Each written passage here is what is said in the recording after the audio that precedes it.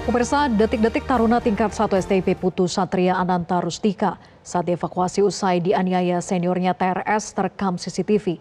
Dalam rekaman itu terlihat Putu dibopong dari ruang kelas menuju ke klinik kampus.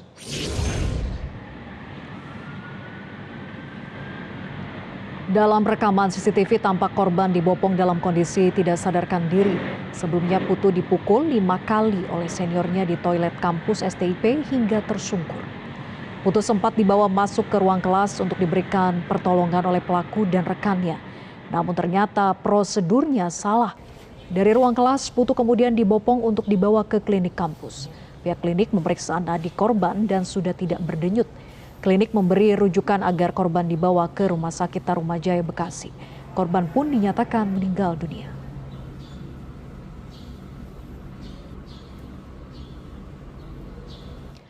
Pemirsa, kasus kekerasan di Sekolah Tinggi Ilmu Pelayaran terus berulang. Polisi menyebut senioritas menjadi motif penganiayaan yang berujung pada kematian. Keluarga korban pun menuntut keadilan. Untuk membahasnya kita telah terhubung dengan Cito Cumbadrika, kuasa hukum korban Putu Satria. Selamat sore Mas Cito.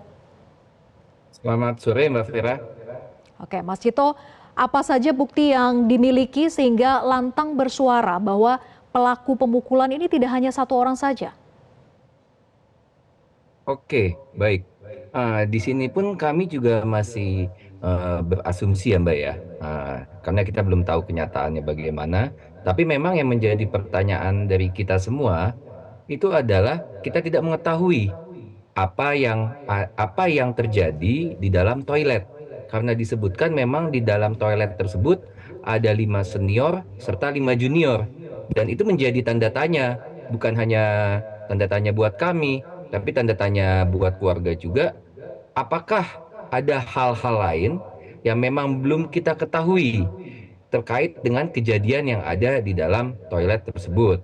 Lalu juga kemarin kami sampaikan kepada Polres Jakarta Utara yang memang menyelidiki kasus ini, bahwa ada bukti chat di grup angkatan dari almarhum itu yang menyatakan seperti membuat sesuatu narasi yang menyesatkan, di mana dari narasi tersebut memang dikatakan agar semua orang dan media tidak mengetahui kebenarannya bagaimana. Ya, itulah yang memang menjadi tanda tanya besar buat kami, buat keluarga, sebetulnya apa yang terjadi di dalam toilet. Dan harapan kami memang dari penyelidikan yang dilakukan oleh pihak kepolisian bisa mencari kebenaran apa yang sebetulnya terjadi Oke. di dalam toilet tersebut. Karena memang di dalam Jadi toilet tersebut kan kita tidak ada CCTV, jadi kita tidak tahu apa yang sebetulnya terjadi. Seperti itu. Oke, dugaan awal sementara ini bahwa tidak hanya satu orang pelaku karena di grup chat itu ada beberapa orang. Tapi siapa saja di dalam grup chat itu? Kalau di grup chat kami sih tidak mengetahui nama-namanya ya Mbak Vera. Cuman kami sudah serahkan dan memang dari pihak kepolisian akan mendalami siapa saja yang mengirim chat, yang memberikan komentar, menanggapi, itu janji dari pihak kepolisian akan mendalami. Jadi ya untuk membuat terang bukti-bukti yang ada. Karena memang saat ini bisa kami katakan buktinya masih terbatas dan kami memang sangat membutuhkan kinerja kepolisian yang bagus agar bisa mendapatkan bukti-bukti baru agar perkara ini semakin terang, karena memang masih banyak tanda tanya baik itu menurut keluarga maupun juga menurut kami sebagai kuasa hukum, begitu. Oke, informasi yang beredar bahwa ada yang merekayasa alasan kematian korban, bahwa itu karena serangan jantung begitu ya. Nah sebetulnya siapa yang di dalam grup chat itu yang memiliki ide atau menyampaikan pesan tersebut di dalam grup chat itu? Nah, ini masih menjadi tanda tanya ya, Mbak. Saya pun juga belum bisa mengatakan siapa dan mengapa, saya belum bisa mengatakan. Cuman memang saya sudah sampaikan lagi hal tersebut kepada pihak kepolisian dan pihak kepolisian memang akan mendalami, akan mencari apa motifnya, siapa yang melakukan, dan karena hal apa. Jadi memang dari kami sangat mempercayakan kinerja polisi untuk bisa membuat terang sebetulnya apa sih yang ada di grup chat tersebut, mengapa ada isu yang menyesatkan dilempar. Lalu siapa yang melemparkan dan kenapa? Itu semoga kita akan mendapat jawabannya secepatnya dari pihak kepolisian. Begitu, Mbak. Oke, kita tunggu pendalaman dari pihak kepolisian, tapi dari Kepala STIP sempat mengatakan bahwa ini hanyalah permasalahan pribadi. Apakah menurut Anda ini terkesan menyepelekan kasus ini dan seolah tidak membuka ruang untuk membuka kasus ini seterang-terangnya? Baik, ya kami pun juga sebetulnya menyayangkan ya apa yang dikatakan oleh direktur dari STIP yang seakan-akan ini bukan permasalahan, ini hanya permasalahan personal. Walaupun memang dari kami juga masih mencari tahu sebetulnya mengapa dari tersangka bisa melakukan atau mengeluarkan pukulan sampai 5 kali itu, apakah memang ada personal atau memang ada sesuatu yang lain atau sebetulnya yang memukul dia itu lebih dari satu, kan kita masih belum tahu ya, kita masih coba mendalami ya. Tapi balik lagi, sebetulnya hal ini kan sudah dijelaskan munculnya hal seperti ini kan karena adanya senior dan junior, dan juga kita juga melihat dari kronologisnya memang dia dipanggil kan ya. Kalau misalnya dia dipanggil bersama teman-temannya, itu kan bukan hanya permasalahan pribadi atau personal ya.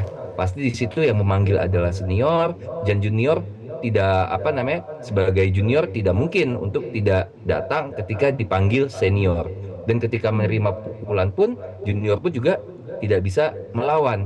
Nah, balik lagi dari kronologis yang ada, sangat tidak mungkin lah kalau ini hanya personal.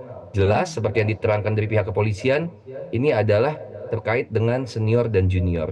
Jadi apa yang diutarakan oleh kepala atau direktur dari STIP, ya kami sih sangat menyayangkan ya mengapa dikatakan ini bukan senior junior, tapi ini malah seperti adanya suatu dendam pribadi atau personal begitu. Oke.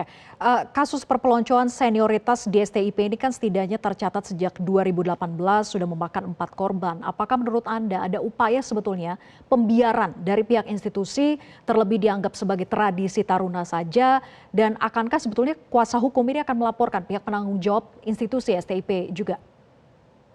Oke, baik. Kalau untuk melaporkan sih kami belum sampai situ ya, karena memang fokus kami adalah memberikan keadilan kepada pihak keluarga yang menjadi korban dalam kasus ini. Tapi memang hal ini harusnya sudah menjadi pelajaran terakhir ya buat STIP. Dengan kejadian-kejadian yang terus berulang kali, harusnya ini menjadi kejadian yang terakhir lah. Sudah saatnya, ini sudah sampai berulang kali, inilah momen untuk STIP berbenah. Jangan sampai muncul lagi hal seperti ini. Bagaimana cara membenahinya? Mereka sepatutnya mengerti terkait senior junior dan lainnya, mereka seharusnya paham dan mengerti. Dan saya harap, keluarga harap, dan pasti semua rakyat Indonesia harap kejadian yang menimpa almarhum Putu ini adalah kejadian yang terakhir. Jangan sampai ada Putu-Putu lagi. Sudah berkali-kali dan saya rasa ini sudah sampai puncak. Semua rakyat, media juga meliput kondisi seperti ini. Yang kita harapkan ini yang terakhir.